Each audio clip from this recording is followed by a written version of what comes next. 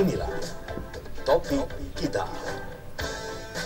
Assalamualaikum warahmatullahi wabarakatuh. Dibanjarluaskan dari Komplek Alun-Alun Kota Kajen. Inilah 96.4 FM Radio Kota Santri, media informasi, aspirasi, dan edukasi Anda. Halo, selamat siang mitra RKS, menemani waktu istirahat Anda. Saya Yunisa Rana kembali hadir. Tentunya tidak sendiri. Kalau kemarin rekan saya Lala Fadila ditemani dengan anggota Dewan dari Provinsi Jawa Tengah yang membahas soal ekonomi. Nah, ini juga tidak jauh seputar itu, karena ekonomi dan infrastruktur sepertinya tidak bisa terpecahkan, tak terpisahkan maksudnya ya. Baik, di sini sudah ada para wakil rakyat kita. Ada Bapak Sukirman, Wakil Ketua DPRD, kemudian juga Bapak Muhammad Saleh, Ketua Komisi A, bidang pemerintahan pastinya. Kemudian juga ada Bapak Pujo Widiono, anggota Komisi B. Ini membidangi soal perekonomian. Mitra RKS, pembangunan infrastruktur merupakan salah satu faktor pendorong penting untuk meningkatkan pertumbuhan ekonomi, baik secara nasional maupun regional, terutama yang mempengaruhi kehidupan hidup halayak. Dan infrastruktur bertujuan juga salah satunya untuk menghilangkan inefisiensi ekonomi berbiaya tinggi dan mendorong kelancaran perdagangan barang serta jasa. Dalam pemerintahan Presiden Jokowi, pembangunan infrastruktur menjadi salah satu prioritas utama. Namun tentu ada yang namanya kendala. Ya, kendalanya apa saja? Sejauh apa pembangunan infrastruktur, khususnya di Jawa Tengah? Pengawasan dari DPRD seperti apa? Simak tema kita siang hari ini di topik kita. Peran anggota DPRD dalam melaksanakan fungsi pengawasan terhadap pengelolaan infrastruktur dan pembangunan di Jawa Tengah. Ya, Mitra RKS, selama 2 jam kita akan membahas soal itu. Dan Anda yang punya masukan, kritik, saran, aspirasi, silakan bisa kirimkan lewat SMS kita di 0852 9272 1811 atau bisa lewat line telepon di 381293. Jangan lupa Anda juga bisa lewat akun media sosial kita yang sedang berselancar di media sosial. Jangan lupa untuk follow akun kita, ada Instagram di RKS_Kajen, pula Facebook kita RKS. Jangan lupa follow Twitter kita di RKS_FM. Dan Mitra RKS, kegiatan ini diselenggarakan kerjasama dengan Dinas Kominfo Provinsi Jawa Tengah. Ikuti informasi tentang Jawa Tengah melalui media sosial Dinas Kominfo Prof Jateng. Di Twitter, Kominfo_JTG, kemudian Instagram @kominfo.jateng, Facebook diskominfo.jateng, YouTube Kominfo Jateng, dan juga website diskominfo.jatengprof.go.id. Langsung saja kita sapa. Selamat siang Bapak Sukirman, ketemu lagi akhirnya ya. Iya, selamat siang Mbak Yuni. Assalamualaikum warahmatullahi wabarakatuh. Waalaikumsalam warahmatullahi wabarakatuh. Sehat Bapak? Sehat, alhamdulillah. Alhamdulillah. Dan juga mitra RKS ya yang berbahagia di rumah. Alhamdulillah Pak, sih bisa ketemu lagi ya Pak. Iya, alhamdulillah. Ini saya ditemani bareng dengan Pak Soleh nih dari fraksi Partai Golkar dan juga Pak Pujo dari fraksi PDI Perjuangan. Oke, kemudian saya juga ingin menyapa Bapak Muhammad Soleh, Ketua Komisi A bidang pemerintahan. Selamat siang Bapak. Siang, Assalamualaikum Mbak Yuni. Waalaikumsalam warahmatullahi wabarakatuh. Biasa di rumah juga, selamat siang juga. Ini kali kedua kalau nggak salah ya Pak ya. Saya kali kedua kesini. Iya, alhamdulillah masih bisa bersua dan mengedukasi masyarakat khususnya Kabupaten Pekalongan ya, memberikan informasi terkait dengan tugas pokok fungsi dan juga kegiatan yang dilakukan oleh DPRD. Saya sekarang memang jadi penyiar dadakan gitu. Aduh gawat nih, saya ada saingannya nih Pak. Bahaya nih saingannya Pak Soleh. Takut pensiun nih saya Pak. Kemudian juga di seberang Pak Soleh ada Bapak Pujo Widiono, anggota Komisi B bidang perekonomian. Selamat siang Pak. Selamat siang, Assalamualaikum. Selamat siang juga para pendengar setia radio RKS Pak. RKS Iya. Kota Santri di Kajen. Selamat siang juga para pendengar yang tidak bisa ketemu langsung, sambil gerumpungan kita bincang-bincang dengarkan ini. Ada Mas Firman, Mas Oleh, dan saya tentunya untuk menyerap serta untuk menampung apa yang diinginkan dari teman-teman di Kabupaten Kajen tentunya. Kabupaten Pekalongan. Kabupaten Pekalongan di Kota Kajen. Pada siang hari ini kita gerumungan sambil ngobrol bareng sejenak untuk sekalian hiburan. Mumpung ketemu ini wakil-wakil panjenengan sedaya. Iya betul. Jadi gerumungan walaupun lewat udara masih bisa ini. Apalagi di masa pandemi ya Pak ya. Jadi gerumungannya lewat udara aja, aman. Betul. Karena protokol kesehatannya kan 5M. Iya. Kalau di sini bisa 3M aja. Gitu Mbak Yanti, mat kenal Mbak Yuni, nih. Pak. Mbak Yuni Sarah ya tadi ya? Yuni Sarah. Saya baru ketemu sekali, tapi udah 2 kali di sini. Oh iya, saya lupa waktu itu sama rekan saya Teddy ya Pak ya. Ya, betul ya. Oke, alhamdulillah bisa ketemu. Inilah topik kita. Menemani istirahat siang Anda setelah selesai makan siang, kita hadir dengan tema yang cukup menarik untuk dibahas pada siang hari ini. Ini terkait infrastruktur, khususnya di Jawa Tengah Mitra RKS.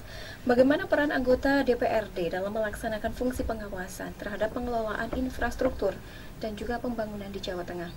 Nah, kalau kita berbicara soal keberadaan infrastruktur Mitra RKS di Indonesia, ini adalah sebuah hal yang mutlak diperlukan.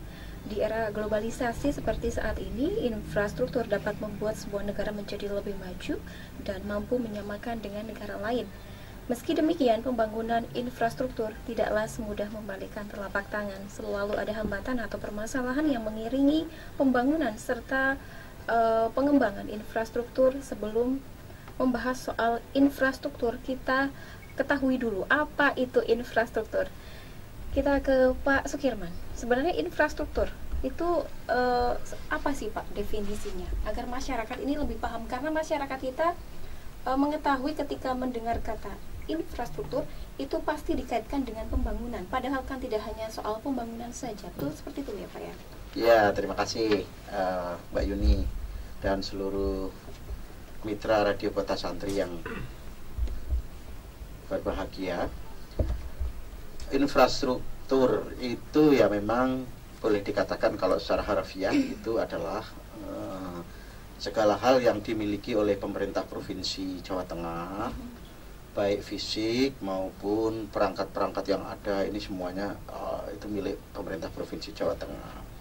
Perangkat itu ya termasuk kekuatan organisasinya, itu juga infrastruktur.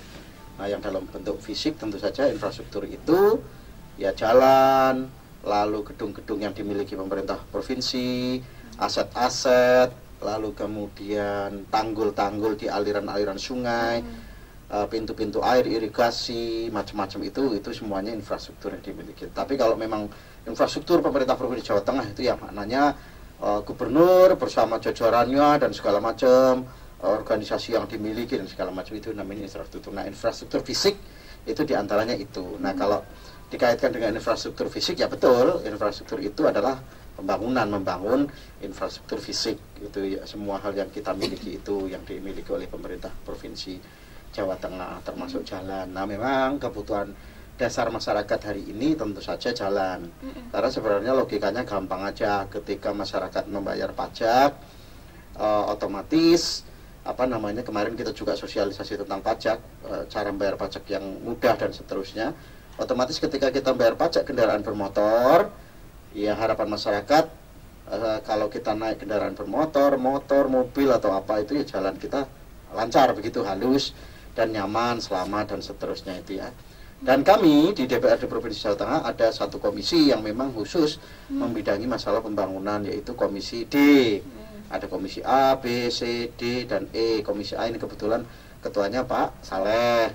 Lalu kemudian ada komisi B, kebetulan beliau ini salah satu pentolannya di komisi B. Lalu kemudian ada C dan D. D itu diantaranya adalah untuk mengawasi pembangunan, mengalokasikan anggaran untuk pembangunan infrastruktur yang ada di Jawa Tengah. Diantaranya itu jalan, gedung, sungai, jembatan, dan seterusnya. Maka tadi Pak Pujo juga tanya, jalan ke Sesi ke Bodeh itu udah jalur apa belum? Itu salah satu tanggung jawab kita, begitu. Karena itu jalan yang menghubungkan antara kabupaten satu dengan kabupaten lain, antara antara kecamatan satu dengan kecamatan lain itu milik tanggung jawab pemerintah provinsi begitu. Nah itu tanggung jawab kita provinsi. Kan ada jalan itu macam-macam. Ada jalan yang memang menjadi tanggung jawab kabupaten, jalan yang tanggung jawab desa, jalan tanggung provinsi, dan jalan yang memang tanggung jawab nasional begitu, Mbak. Itu Mbak kira-kira. Iya, nah itu yang kadang masyarakat susah untuk membedakan. Tapi sekarang alhamdulillah ada dipasang kayak tulisan gitu ya. Oh iya, betul. Jalan gitu milik provinsi, betul. Iya, seperti itu Mitra RKS. Jadi mungkin secara umum bisa diartikan sebagai struktur dan fasilitas dasar gitu ya, baik fisik maupun sosial, seperti misalnya tadi disampaikan oleh Pak Sukirman, konstruksi bangunan, kemudian jalan tol dan berbagai macam hal yang diperlukan untuk operasional kegiatan masyarakat ataupun pelayanan publik, Mitra. Jadi semua fasilitas yang diperlukan oleh masyarakat umum untuk mendukung berbagai kegiatan masyarakat dalam kehidupan sehari-hari.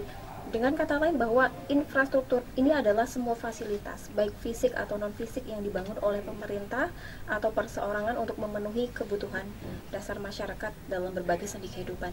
Nah, pentingnya infrastruktur di tengah pandemi, apalagi kan kemarin mungkin banyak anggaran yang dipangkas untuk refocusing penanganan COVID ya Pak ya. Seperti apa ini? Monggo Pak Soleh.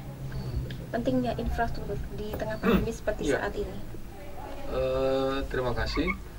Jadi infrastruktur ini sangat penting menurut saya karena selama 2020 kemarin kita merefocusing banyak anggaran kita tersedot untuk bantuan sosial, terus untuk kesehatan, penanganan COVID-19 maupun juga ada stimulus-stimulus untuk UMKM sebagian kecil ya. Nah infrastruktur ini memang banyak terpangkas. Jadi beberapa proyek pembangunan dari pemerintah provinsi ini, misalnya beberapa pembangunan jalan-jalan provinsi maupun juga kita misalnya yang khususnya di Pekalongan ini, jadi program penanggulangan rob dan banjir yang dari Kabupaten dan Kota Pekalongan ini memang terpangkas karena kita fokus dalam COVID-19. Nah infrastruktur seperti yang dijelaskan oleh Pak Girman tadi, bukan hanya infrastruktur dalam konteks di darat ya, tapi kan infrastruktur juga salah satunya juga sumber daya air juga. Jadi irigasi ya kan, terus penanggulangan banjir. Nah, sehingga infrastruktur ini kita harapkan 2021 bisa kita genjot kembali. Beberapa program yang sudah diprogramkan 2020 terus terpending, misalnya penanggulangan banjir ya, karena kemarin kita sempat luar biasa ini Pantura, bukan hanya di Pekalongan tapi mulai dari Rembang, Pati, Kudus, Jepara, Demak, Semarang sampai ke Tegal, semuanya kita mengalami banjir yang luar biasa. Daerah selatan kita juga ada longsor ya, ada longsor, ada macam-macam, ada tanah bergerak dan sebagainya yang sehingga banyak jalan-jalan yang putus misalnya di Pemalang, Guci dan sebagainya.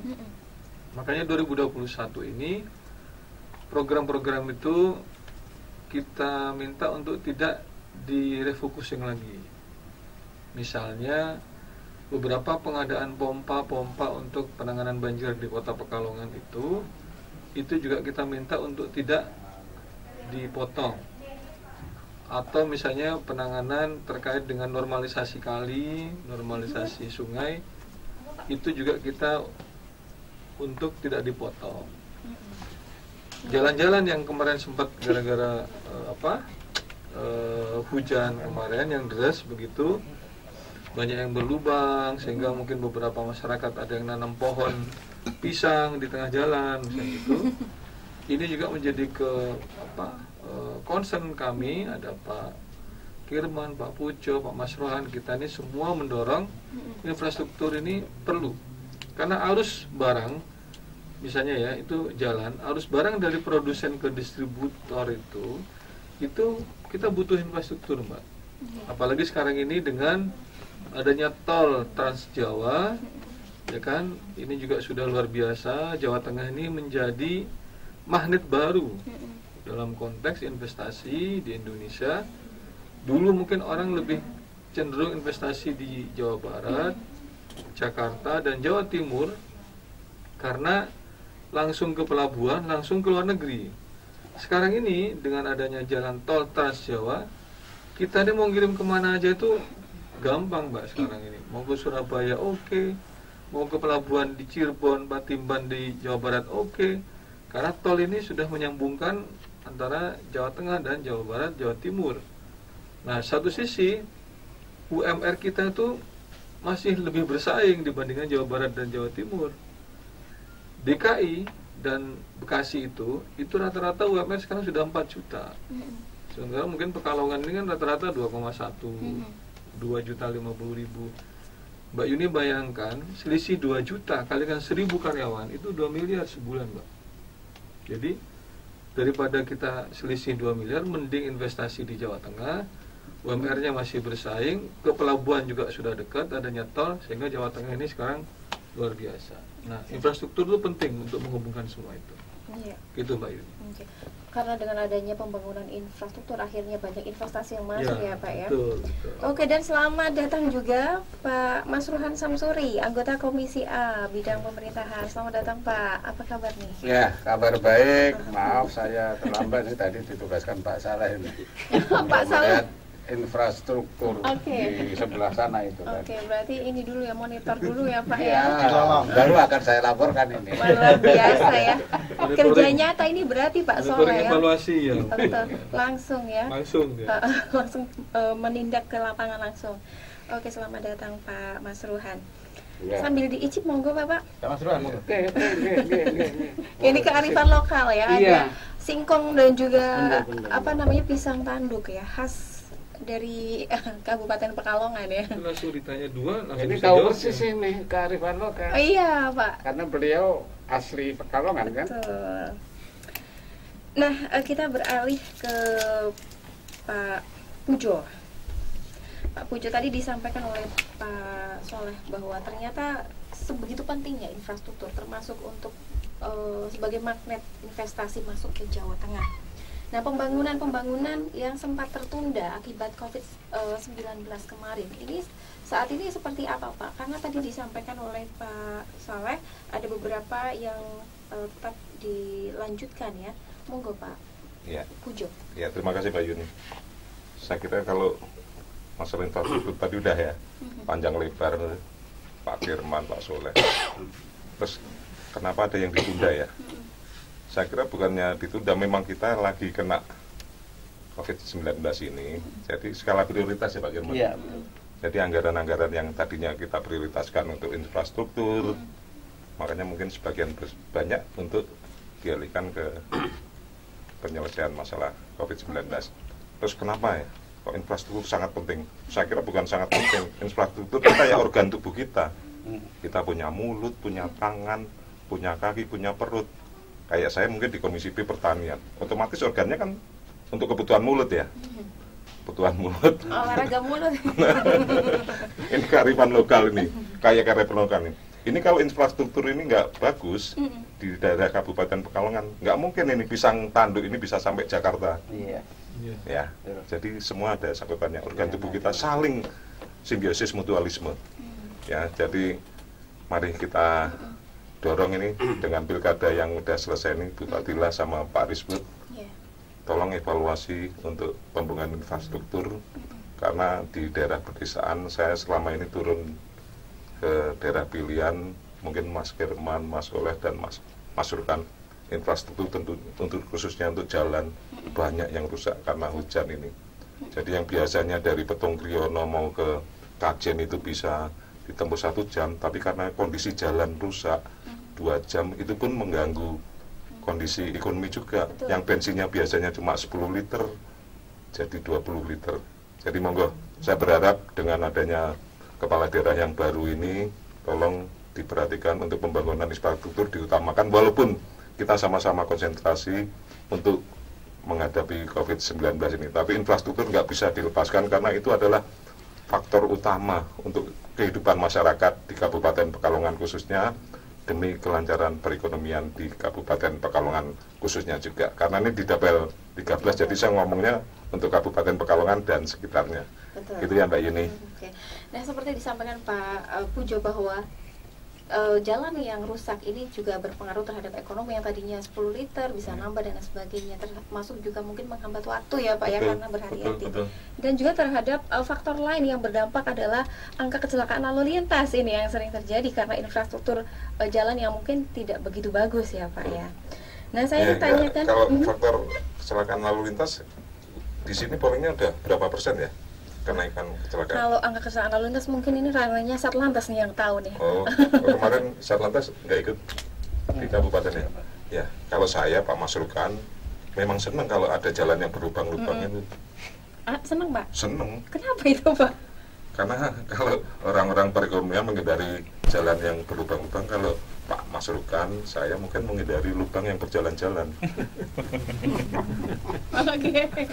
Kita RKS mikir nih Mas, ini loading. Ini Mbak Yuni soalnya belum ada pendampingnya sih, jadi agak belum umur. Nyambungnya katanya agak lama.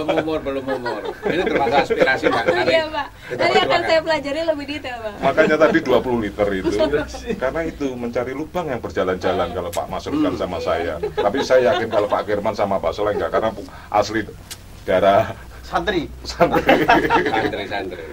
Sekarang udah kiai. Jangan dianggap negatif ya. Lubang yang berjalan-jalan itu apa? Bukan. Jadi lubang yang berjalan-jalan itu kayak penjual bakso yang datangnya berlubang itu. Itu kan mereka pakai sepeda motor. Itu mereka berjalan-jalan. Mbak Yuni makanya tadi salah tangkap. Gak salah tangkap Pak, saya harus mikir dulu. Loading ya. Hobinya makan bakso. Dua orang ini. Oh iya. Satu hobi jadi nyambungnya cepet Pak. Saya makanya somai. Makanya kita ini pendengar biar nggak tegang. Itu ada kan anggota dewan kita santai. Kan apa? Semua kita nikmati dengan ide. Amanah kita laksanakan dengan sepenuh hati untuk dikembalikan. Tapi dalam kondisi COVID ini lubang-lubang yang berjalan berkurang juga ya? Enggak Pak. Tertarik juga di Pak Masrukan ya. Di tengah COVID ini agak berkurang kayaknya ya. Lubang-lubang yang berjalan itu. Gimana Pak? Saya belum survei, nanti ditemani bapak dewan ini ya. Oke, harus melihat kembali ke laptop kata Pak Sukirman. Oke, kita kembali ke topik ya. Pak Masruhan sekarang. Pak Masruhan ya. Ini saya pengen nanya soal apa namanya? Yang banyak. Oh, yang banyak ya sih. Apa saja yang sudah akan dan tengah dilakukan oleh pemerintah Provinsi Jawa Tengah dalam percepatan pembangunan infrastruktur Pak? Oh ya sudah banyak, yang akan lebih banyak lagi. Nah kita kan nggak tahu nih Pak. Cuma tadi saya dengar itu kayaknya di perjalanan kan saya putar ini radio Monitor ya?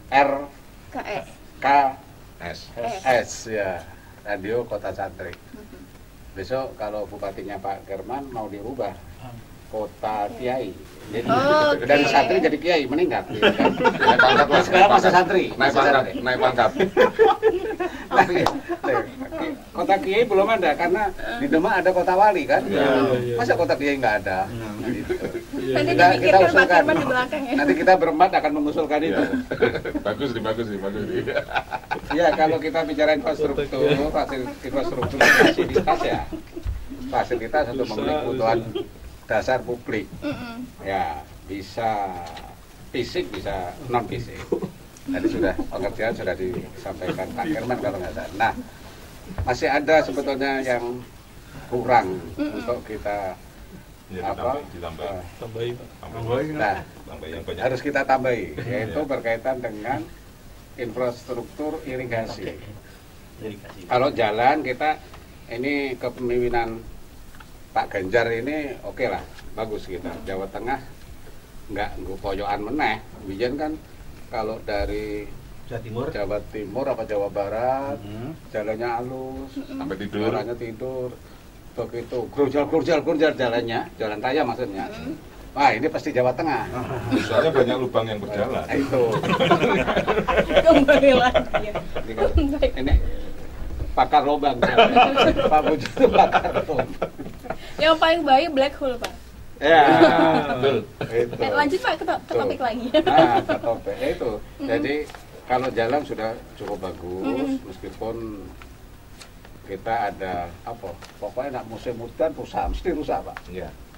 Nah ini hal yang perlu kita pikirkan. Karena apa? Itu berkaitan juga dengan tingkat genangan, berkaitan juga dengan banjir. Tol itu loh kemarin kena ada yang ngecembeng ya banyunya, ada yang airnya. Saya pikir ya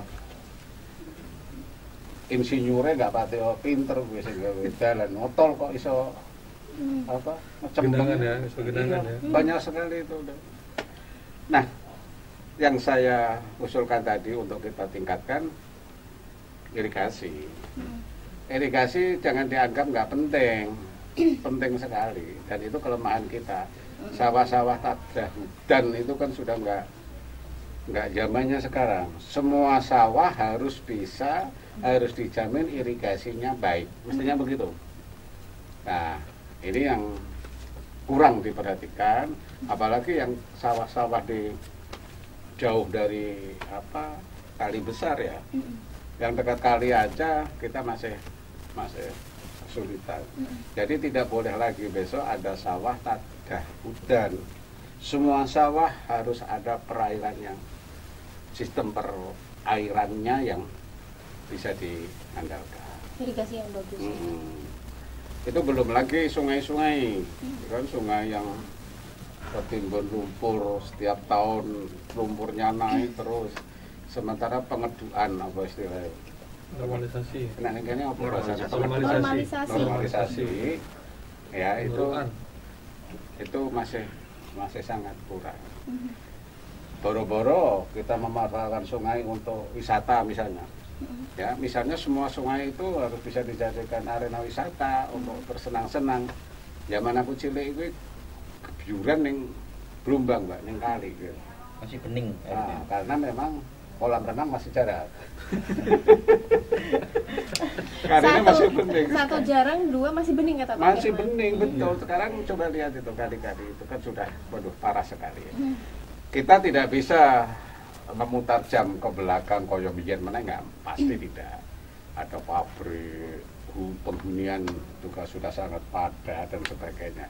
Tetapi sayangnya kebijakan ke bagian bidang irigasi, persungaian itu masih sangat kurang. Nah, ini saya berharap Bupati baru ini, temannya Pak Soleh ini bupatinya, ya kan?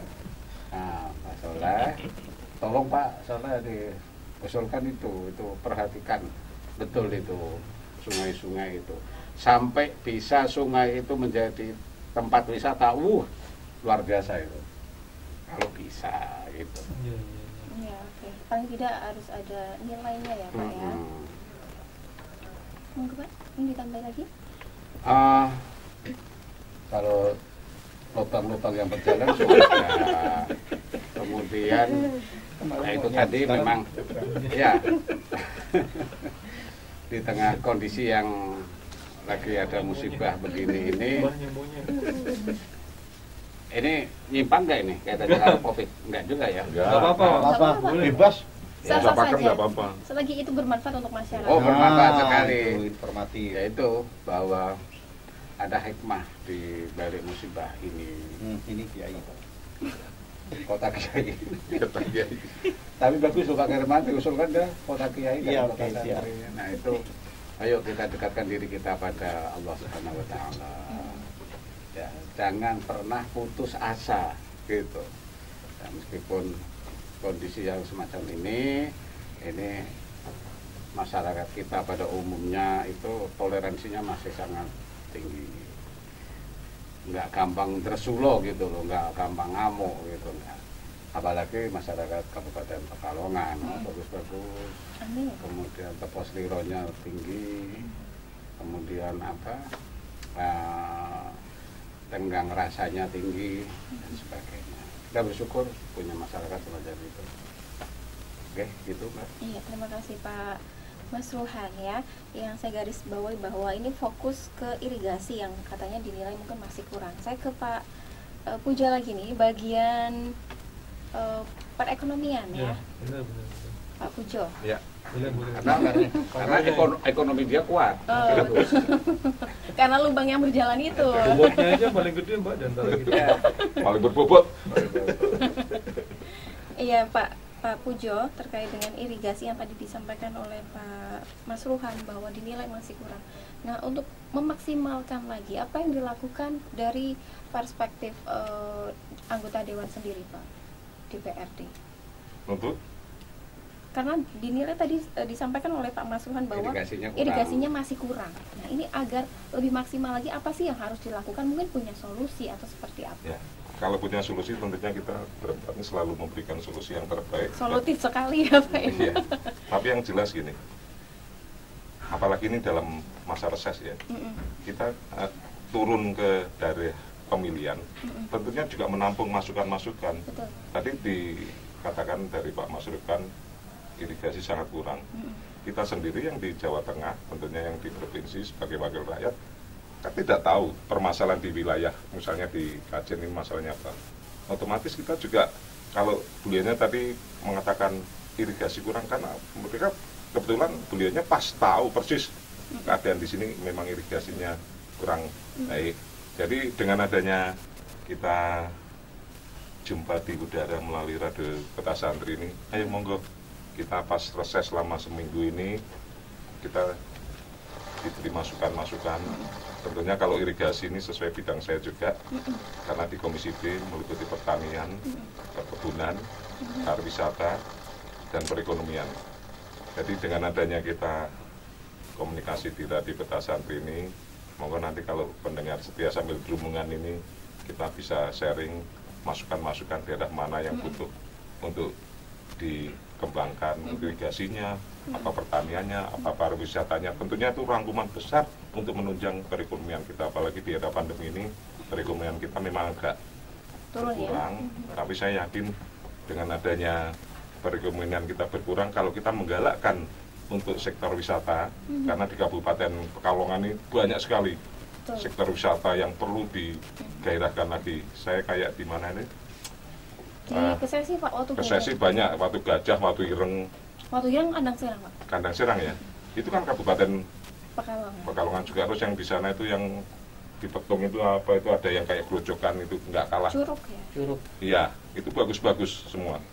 Mari untuk penduduk di wilayah yang berdekatan dengan objek wisata, kita galakkan objek wisata. Tentunya desa wisata itu bisa kita beri bantuan juga dari provinsi, tentunya di bidang Komisi B juga, dengan syarat objek wisata yang akan digerakkan di wilayah tersebut sudah mendapatkan SK dari Bupati.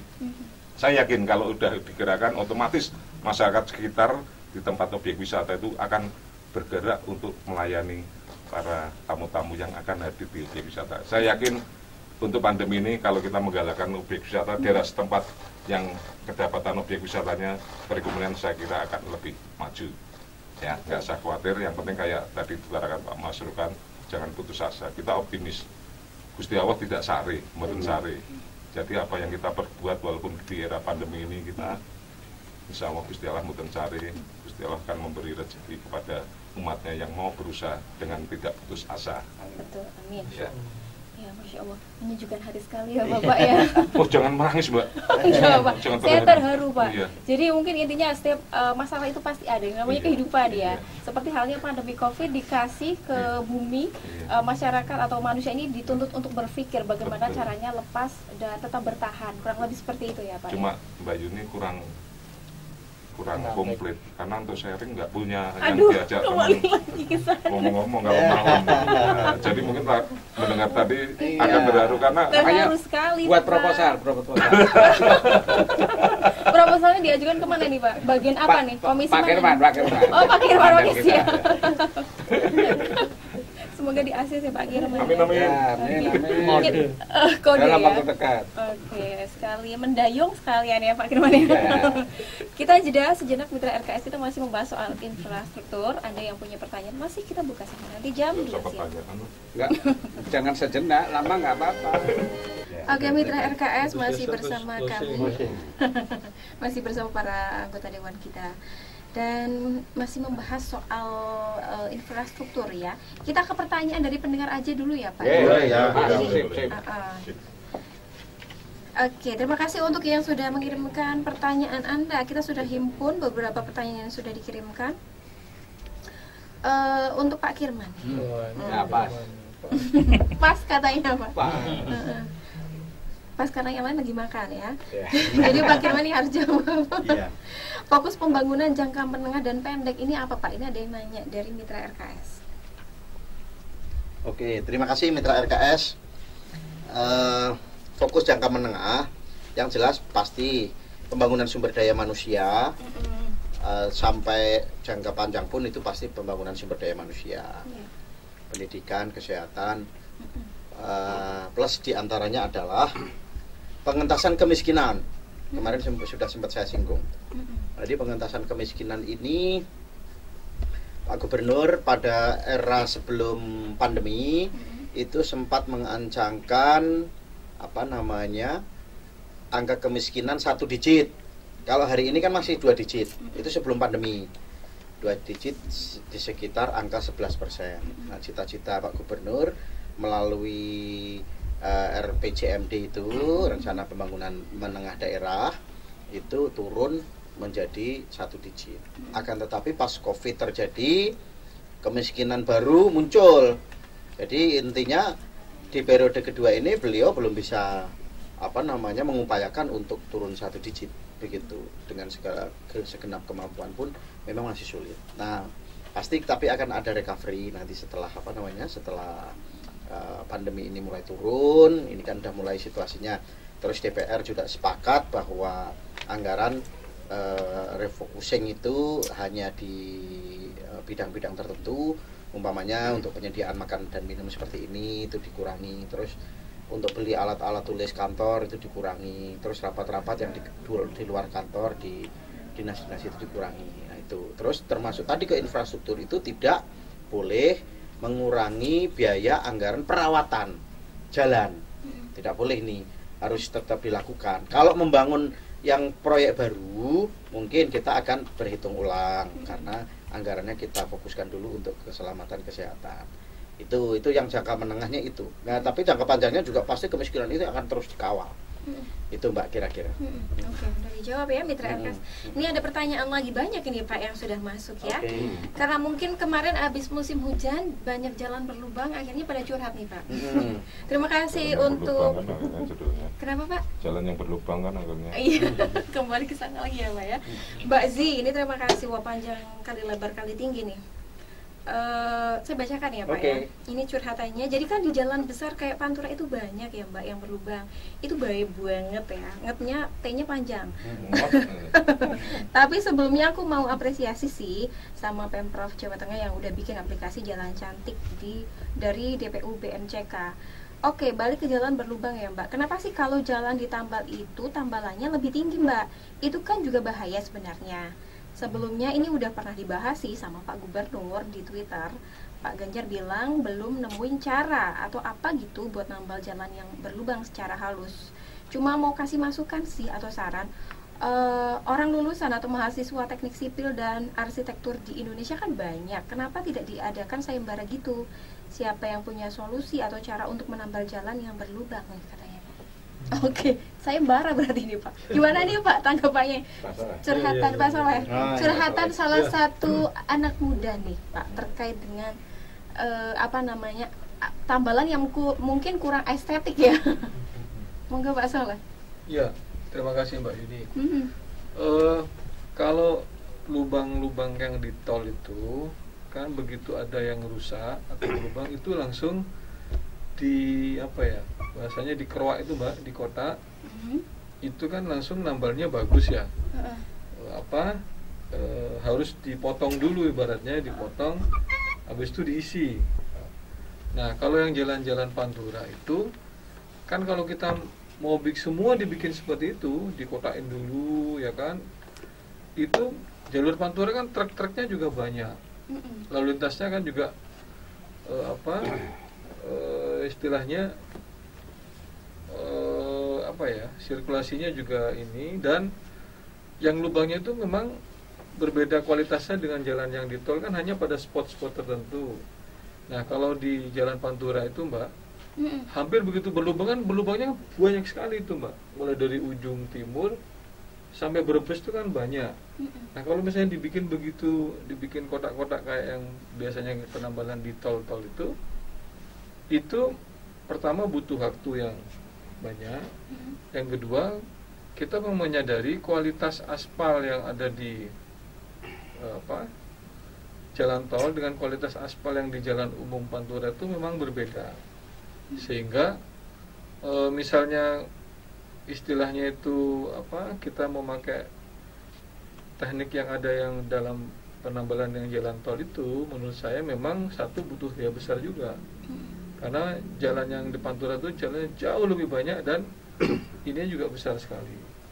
Sehingga memang untuk mempercepat daripada nanti banyak yang jatuh, ya udah ditambal dulu. Memang resikonya kalau cuma ditambal sesuai dengan itunya itu nggak mungkin gitu. Sehingga ditambal pasti akan ada lebihnya di atasnya itu.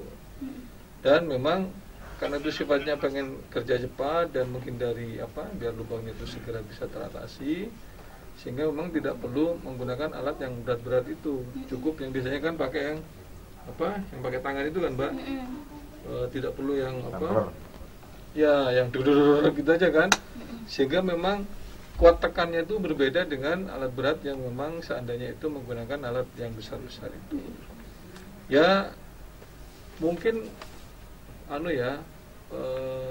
ada tekniknya mungkin yang lain yang mungkin saya juga belum mengetahui detailnya. Sehingga ke depan saya yakin dengan semakin majunya teknologi, semakin efisien, saya yakin ke depan akan ada teknik cara cepat penambalan jalan tapi dengan murah tapi lebih estetik. Betul. Saya yakin itu Mbak, pasti kita akan ada inovasi ke arah situ. Iya, semoga next mungkin lebih bagus lagi ya. Insya Allah ya. Gimana Pak Pujo? Oke, ini ya, juga mungkin saya nambah dikit aja. Monggo. Mungkin saya habis ini kita izin ada. Enggak, logikanya gini aja. Tadi kenapa kalau ditambal selalu lebih tinggi ya? Kita ilmu bodoh aja lah. Ya, walaupun insinyur apapun saya kira nggak bisa. Itu jalan yang tadinya udah mulus karena ada cuaca hujan ini rusak. Akhirnya kan harus, ini kalau saya bilang bagian dari perawatan jalan. Jadi bukan perbaikan ya, perawatan. Karena jalan itu ada kapasitasnya berapa tahun untuk perbaikan, tapi ini masih dalam rangka perawatan. Jadi itu pun kalau udah lubang tentunya ditambal. Yang jalan masih bagus itu udah berapa kali dilindas halus, ditambah. Orang pinter kayak apapun nggak akan bisa langsung menyamakan. Otomatis nanti beberapa hari baru dilindas. Tapi saya ingat, mungkin nanti ada calon-calon sarjana teknik yang pinter. Amin. Saya lihat ban contohnya. Ban itu zaman dulu, zaman saya kecil sampai sekarang mungkin masih ada. Kalau nempel ban itu kan ban masih rata harus ditempel dengan ban ya. Tapi sekarang ada era jubles yang tidak melebihi dari ban itu. Saya kira nanti mungkin ada inovasi teknik itu nanti mungkin bisa diterapkan ya. Jadi saya yakin tambah tahun tambah maju. Jadi contohnya tadi yang saya ambil gampang aja, ban yang tadinya rata ditambal mesti lebih. Tapi dengan adanya kemajuan bagus ini, jubles ini tidak akan melebihi yang. Jadi saya berharap para pendengar tadi nggak usah ngeluh. Kalau memang ada jalan yang berlubang ya harus kita hindari. Ya, walaupun kalau yang belum diperawat, ditambal itu kita menghindarinya bisa pelan-pelan. Tapi kalau udah dirawat, ditambal itu kan kita melewati jalan yang ditambal itu bisa agak kenyang dikit ya. Jadi kita sama-sama cari solusi ini. Makanya ide-ide yang kreatif ini tentunya akan bisa kita sumbangkan ke calon-calon sarjana teknik yang pintar-pintar. Ini perbandingan kayak dulu jembatan itu dulu udah dicor dulu sampai berapa di sungai. Tapi sekarang dengan adanya beton yang udah dibikin langsung bisa makanya masyarakat sabar. Makanya kalau pendengar setia ini yang calon-calon pintar, ayo dong ngasih masukan ke teman-teman di provinsi, wakil-wakil kita. Ini ada ide-ide bagus, otomatis nanti kita akan tumbuh bareng-bareng ya Mas ya. Gitu Mbak. Ya. Paling tidak ada inovasi ya, karena biasanya inovasi muncul dari hal yang tidak nyaman ya. Yang penting saya tetap optimis dengan lubang yang berjalan. Baiklah. Oke, ini ada pertanyaan lagi nih Pak. Oke Pak Pujo, karena banyak agendanya hari ini, makanya harus pamit dulu mitra RKS. Masih di sini nggak? Dia sini. Oh, dia nemuin tamu aja. Oh iya, lagi nemuin tamu kita. Kita ke para wakil rakyat yang masih di sini nih. Ada pertanyaan lagi. Kita ke pertanyaan pendengar aja dulu ya, Pak ya. Karena mereka masih ingin dijawab juga kan mereka. Iya, kita prioritaskan masyarakat yang bertanya. Ini terkait dengan pengawasan, Pak. Seperti tema kita, pengawasan terhadap pengelolaan infrastruktur dan juga pembangunan di Jawa Tengah. Kita tahu bahwa masalah infrastruktur kan banyak ya, Pak, termasuk kurangnya dana dan lain sebagainya, kurangnya koordinasi, kendala pembebasan lahan dan lain-lain. Nah, ini juga ada yang nanya terkait dengan pengawasan terhadap korupsi biaya pembangunan, Mbak. Monggo, ini dari Mbak Sari yang ada di Pak Firman. Ini dari Mbak Sari, Pak, yang ada di Bojong. Monggo, Pak. Pak Mas Burhan. Oke. Mbak Sari alamatnya mana? Bojong. Bojong. Lagi apa, Mbak? Udah masak belum? Kayaknya udah makan malahan, Pak, bukan masak lagi. Ya. Udah makan ya. Ini saya nemani Mbak Yuni nih. Pucet ini Mbak Yuni, jam segini belum makan. Tahu aja sih, Pak. Iya. Diet, Pak. Itu pertanyaannya bagus sekali. Cara pengawasan. Sekarang itu kan zaman serba kebaca, serba kebuka, namanya transparansi. Ya. Sopo wae iso melihat, terus kemudian memberikan saran siapapun. Dulu itu kalau nggak salah mungkin sampai sekarang itu Pak Gub itu punya hotline ya, ada apa Pak, jalur khusus, jalur apa WA atau apa. Jadi kalau ada satu pintu berarti ya, lapor grup. Nggak, ini sekedar contoh. Oke. Artinya Pak Gub itu sudah punya etikat baik, itu ingin agar masyarakat kalau ada hal-hal yang tidak berkenan, termasuk jalan misalnya, dimanapun di wilayah Jawa Tengah, hubungi Pak Gubernur. Itu kita punya gubernur yang bagus itu, hubungi saja dulu. Dan insya Allah selalu direspon. Itu. Jadi setiap saat itu, termasuk kepada kami. Gitu. Ini kami kalau turun ke lapangan ya kayak kunjungan kali ini lah, ini meskipun di tempat radio narsum, tetapi tadi juga kita jalan-jalan ya, Pak, ya. Makanya telat tadi ya Pak ya, lihat-lihat dulu. Iya, sambil nanti kita laporkan kalau kita sampai ke kantor, ke komisi A, karena komisi A kan bukan bidang infrastruktur ya. Nah, kita bidang pemerintahan dan hukum. Nah, itu nanti kami sampaikan ke teman kami yang bidang infrastruktur ya, yang ada di komisi D. Nah, begitu. Ya, karena sesuai dengan pembidangannya. Kami sampaikan, iki loh, dalam kono ngene gitu kan. Dicatat oleh dia. Nanti dia kalau rapat di komisi, dia disampaikan ke eksekutif. Karena kami bukan pelaku. Pelaku untuk eksekutornya kan bukan kami kan. Eksekutornya kan eksekutif pemerintah. Kami hanya memantau, kemudian membuat laporan, merapatkan, kita sampaikan ke Pak Gubernur. Begitu. Jadi siapapun bisa melakukan apa pengawasan itu, termasuk pers. Radio kan termasuk kategori pers ya. Media ya. Nah, itu juga bisa termasuk pada siang kali ini. Betul sekali. Bu siapa tadi? Sari. Bu apa Mbak? Sampean Mbak ya, kayaknya masih agak nama muda. Sari kayaknya masih muda ya Pak? Iya, masih muda. Sari Rapet misalnya. Nah, Mbak Sari, jadi gitu. Sampaikan saja, bisa anggota DPRD Kabupaten, bisa kami yang provinsi, bisa lewat radio RKS, bisa apa saja media yang bisa digunakan, termasuk misalnya ke wartawan, ngomong kepada wartawan, oh itu loh dalan yang kene, wah total bobrok gitu kan. Sampaikan itu ke pers ya. Nah, kemudian pemerintah nanti akan membaca, oh iya ya di sana ya. Nah begitu. Atau ketika kami reses, kunjungan. Nah, ini musim-musimnya reses. Reses itu ngumpulke ketemu masyarakat gitu. Laporkan itu. Pak German datang ke daerah ini yang paling kono ini, Tonggriono. Wah, laporan. Wah, didengarkan oleh Pak German. Nah, nanti Pak German menyampaikan itu ke gubernur, oh, di sana gini. Soal diperhatikan atau tidak itu urusannya gubernur, bukan urusan kami. Kewajiban kami wakil itu ya, namanya juga wakil, mewakili ya. suara rakyat untuk disampaikan ke gubernur begitu.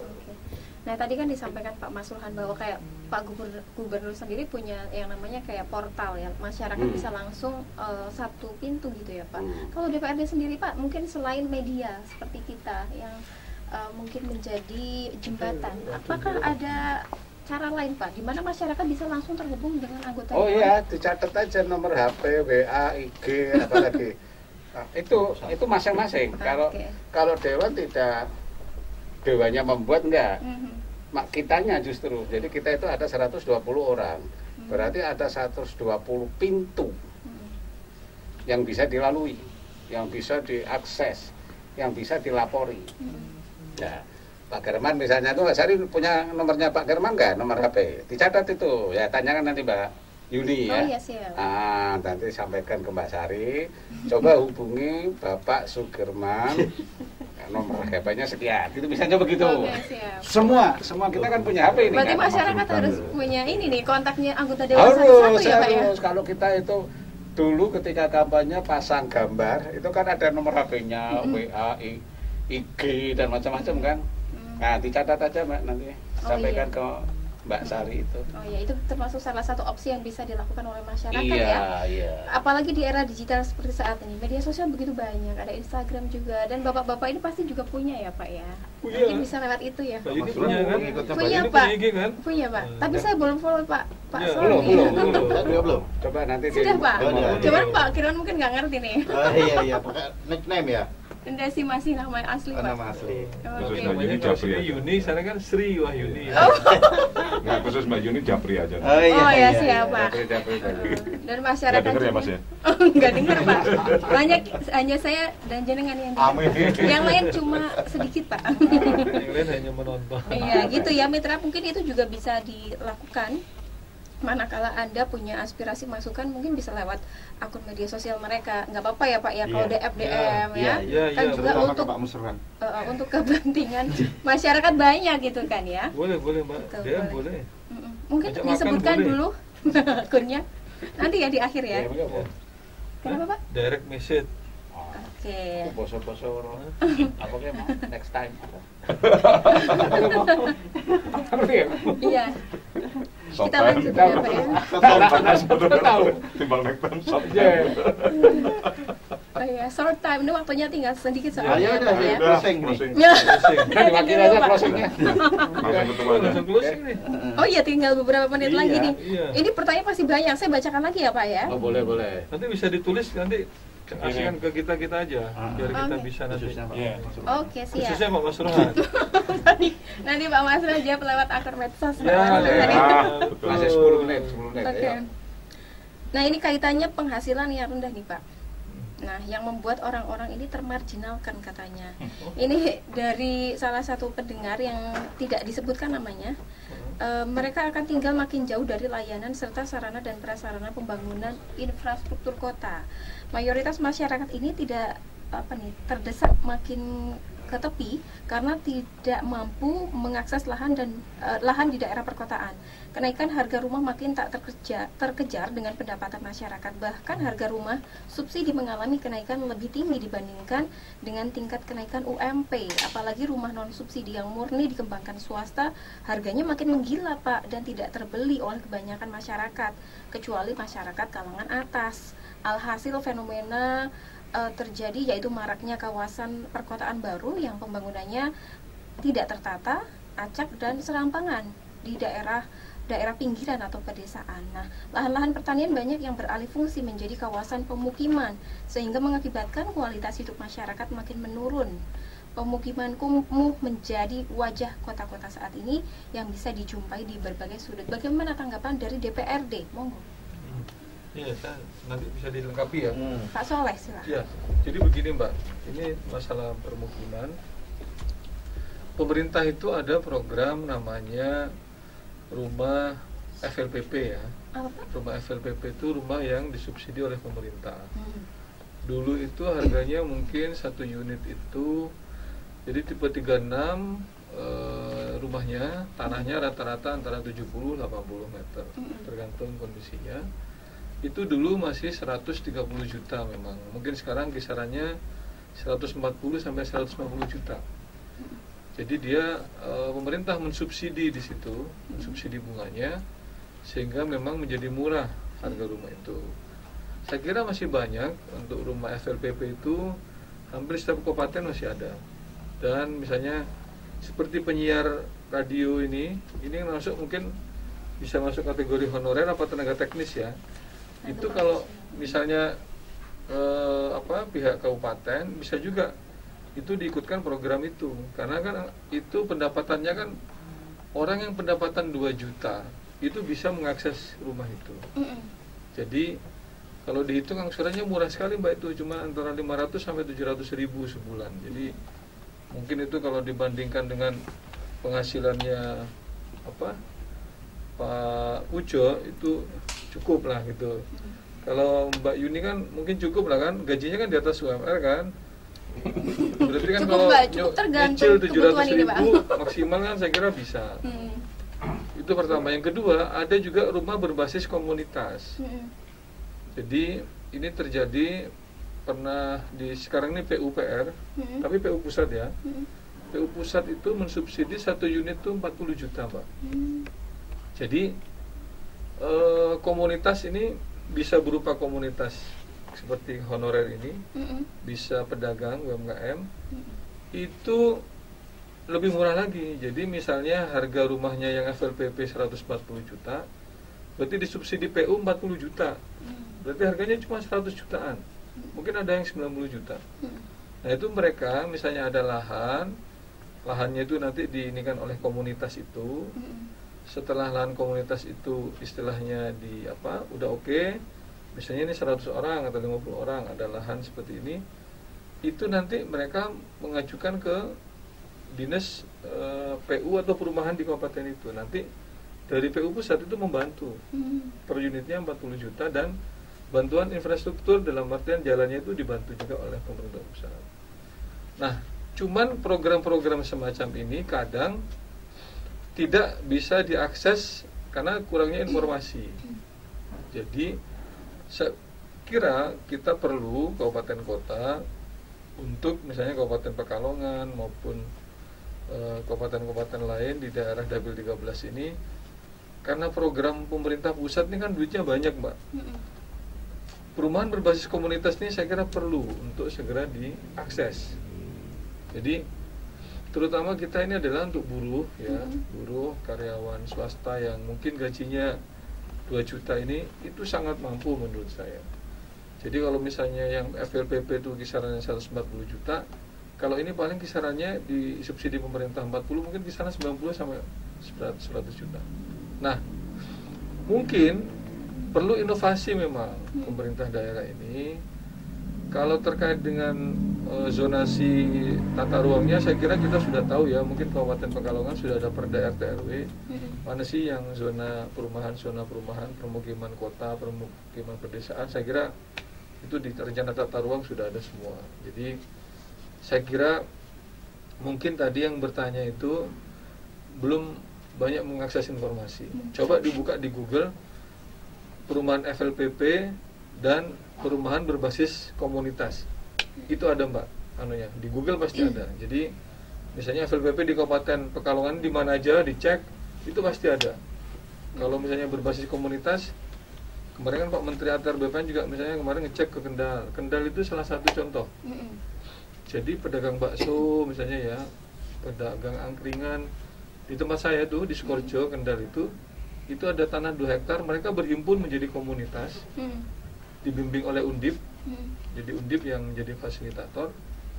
Terus kreditnya mereka ke BTN, jadi dibantu 40 juta dari PU, yang sisanya 90 juta itu dikreditkan ke BTN Mbak.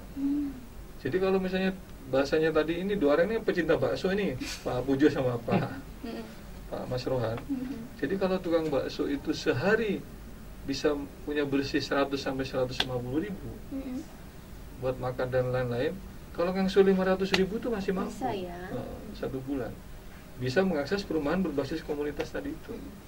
Memang yang banyak bergerak sekarang Undip, terutama di teman-teman saya di Fakultas Teknik itu dia banyak mengorganisir kelompok-kelompok informal itu untuk bisa bagaimana caranya mereka mendapatkan rumah dan di backup oleh Departemen PU Pusat. Gitu Mbak Yuni. Ya, inilah pentingnya siaran bersama para wakil rakyat karena mereka kadang tidak tahu ya Pak Ya, mau mengakses kemana, dan semoga dengan informasi yang sudah disampaikan oleh Pak Soleh ini bisa memberikan pencerahan gitu ya Pak, apa yang harus mereka lakukan setelah ini. Di sini ada kampus Undip kan? Ada Pak. Nah, minta tolong kampus Undip yang di Kabupaten Pekalongan, minta tolong Undip membantu mengorganisir komunitas itu. Oh iya. Ya maksudnya Mbak Undip harus dimanfaatin ini. Iya. Undip yang di Pekalongan dimanfaatin menurut saya. Jadi banyak orang-orang cerdas dan orang-orang peduli seperti kampus Undip itu ya, itu perlu ditarik untuk membackup karena kan mungkin pemerintah kan tangannya kan tidak banyak ya, PNS ini tidak banyak. Mungkin kalau akademisi apalagi pas ngajar di sini bisa ikut membantu menggerakkan masyarakat. Nah, nanti pemerintah membackup terkait dengan bantuan subsidi yang dari pusat itu. Saya kira gitu Mbak Yuni. Oke, terima kasih Pak Soleh. Sangat membantu sekali untuk mitra RKS yang tadinya bingung mau kemana dan jawabannya apa, ini sudah dijawab ya. Jadi bisa mengakses yang tadi sudah disampaikan oleh Pak Soleh. Ini pertanyaan lagi nih Pak, mungkin ini pertanyaan terakhir ya.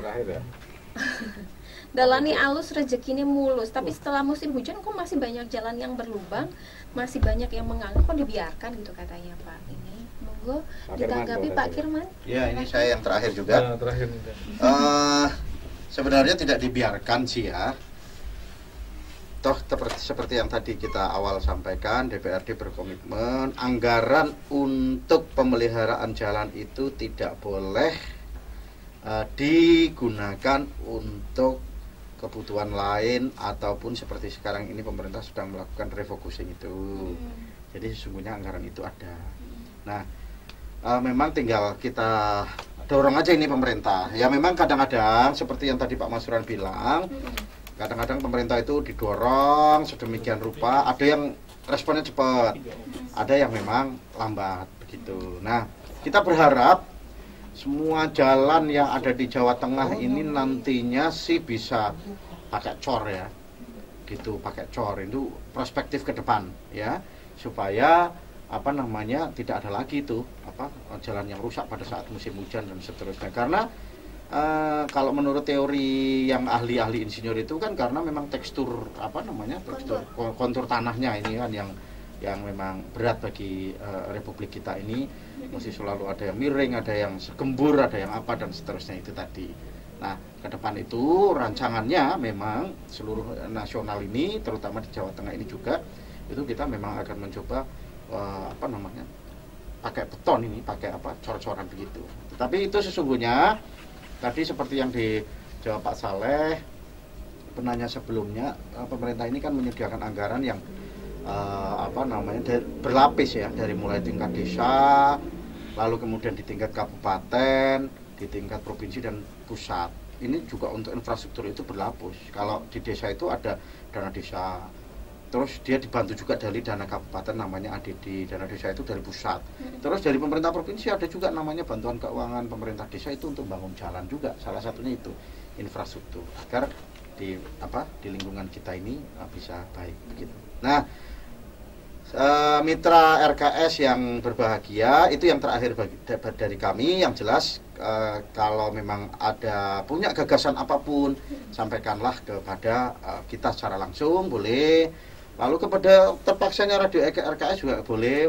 Mengakses kami kan juga gampang ya, begitu di Google begitu kan udah regetek gitu kan, itu macam-macam media sosialnya. Terus kadang-kadang juga menampilkan nomor telepon begitu. Itu aja Mbak Yuni.